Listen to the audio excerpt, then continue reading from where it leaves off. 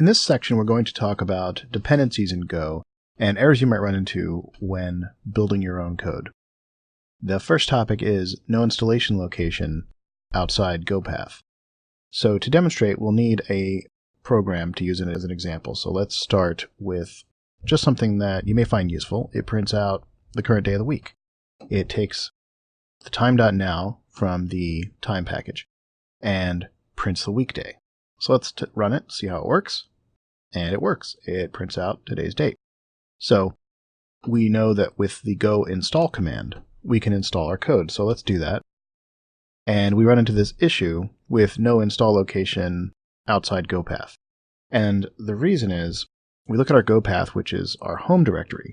Go expects the code to be in a source folder inside of there, inside the src folder. So let's create a folder called weekday inside of our source folder and move our code there. Then, if we go into that directory and take a look, there's our code. All right, let's do go install, and there it is. All right, we should be able to just run it by typing weekday, except we can't. Well, why is that? Well, let's look in our go bin folder, and we do see that it was successfully built, and it's exactly where we expect it to be. So if we look at our path, our go path, which is our home/gopher/go bin, is not here.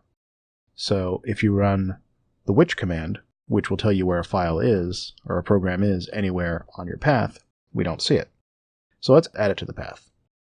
So we're going to add our gopath/bin to the path and look at the path, and we can see there it is. So now if we do which weekday, we can clearly see where it is and that it's known to the path.